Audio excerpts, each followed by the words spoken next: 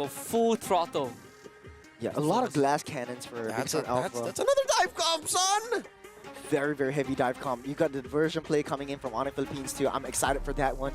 How to play around the Hilda, the Jawhead, and the Loi together is gonna be mayhem. Because we know how Kelra is gonna play. He doesn't have to join in the fights. He can just stay in the long lane, continue with that push. They have -2 AoE. Yeah. It's literally just Prince, and then everyone else smacks a dude at a time. So they have to choose their targets carefully. Luckily, they know how to do that. Luckily, they're a very mechanically gifted team. Bigetron Alpha, putting the Cho into Luke's hands and giving light at Tigreal. All right, yeah, that's a team fighting lineup right there. I mean, talk about a dive comp, right? If they want to be up close and personal, welcome to my vacuum. That's the domain of Tigreal. He loves it when you're in his face. So effectively nullifying the dead zone for Sicilian. So, you know, like, if you're able to come up close, there's a punish involved. Yeah. And the follow-up, like there's multiple layers that BTR has to follow up. So this could be kind of the adjustments that we were looking for. A lot more reliable engages, a lot more kind of stiff hand movement. So let's jump into game number 2, between Onic Philippines and Bigetron Alpha. Robots against Super Family, guys. Introducing the heroes going into the Land of Dawn on behalf of Bigetron Alpha and Onic Philippines. Once again, ladies and gentlemen, this is a match point for Onic PH. BTR looking to recalibrate and re-engage with reinforcements because they are indeed programmed to win. Can they do that? Can they force game 3? We're about to find out. Churros, it's better now for BTR. They have a clear pathway to victory. Late game, it's Sicilian. Mid game, it's Eman. Well, I will get to that point, but can I just say W production for insane graphics, showing up with the players and all that. But yeah, the Tigreal coming in with the Sicilian, the early game will have a lot of defensive power, especially for Bigetron Alpha. But we've seen Tigreal's getting a little bit too close because of the Jawhead coming in. Want to throw back the Tigreal, and if Tigreal doesn't have the implosion at level 4, it's going to be a little bit harder for them. Oh, look at this, a push on the Brusco, down to a third. Ooh.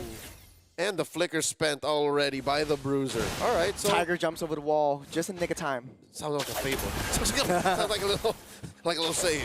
Yeah, it is. I mean, Brusco doesn't have that flicker in that early game, but Onic Philippines playing to their strengths. They're going for the aggression, staying within the jungles. That's why you pick up that Hilda. That's why you pick up that Jawhead.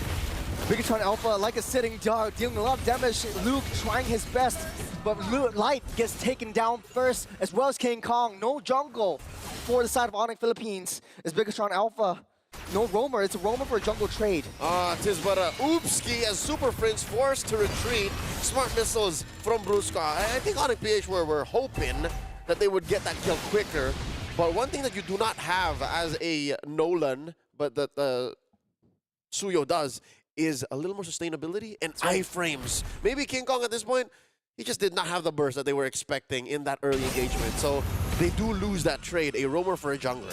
To add on to your point, Suyo's power spike is level 3. You get all skills unlocked. King Kong only has 2 skills. You've got a little bit less on your dashes as well because of the small little nerf that you have to understand. But now, the aggression coming through again, Kirk just being such an annoyance that Mosquito just whizzing by onto you, giving that with the power of rudeness. Forced to pop that retribution for Super Ken, buying a lot of time for King Kong to get in position wherever he wants to go. And look at that. Bigetron Alpha's jungle isn't even really their own jungle. About half the time, Onic PH is there threatening a steal. And now King Kong playing like that first blood didn't happen. He's just still running around, up a level. And this is what we're talking about. As soon as that Nolan hits level 4, the gloves are off, pal. Like, you better be sure that Kirk nor Brusco is waiting, and you're not even looking at the gold lane. Well, what is that like? Is the 1-1 okay? Just trying to bully 2 heroes because you can expect Light will be helping out. There he is, see? Oh, here comes the Goon Squad. 3-man rotation. They don't know. Bigetron Alpha still setting their sights up on Kirk, but there comes the engage onto Super Ken.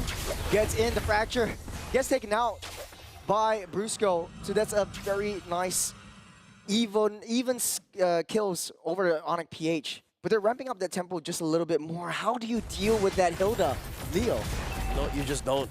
I think it would be smart for Bigetron Alpha to just let Kirk do his thing, and you know, let him get caught with his hands just twiddling. Because if you're not actively answering to the Hilda, you get to do your thing.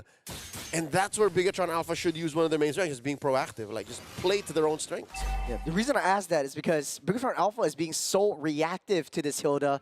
They're always situated down on that EXP side, that bottom side, away from wherever the turtle is at any one point of time. And Onic Philippines, they're manipulating Bigetron Alpha's movements. They're manipulating their rotations. It's because Luke alone can't deal with Kirk. So what Kirk does is clear the wave and then check in somewhere else. Clear the wave, check in somewhere else. This is a free turtle for Onic. Yeah. Bigetron Alpha sitting duck, but then again, to your point earlier, you have the Sicilian, just sit until you have Sicilian's power spikes and then maybe try to make some plays. They're being a little bit more passive right here.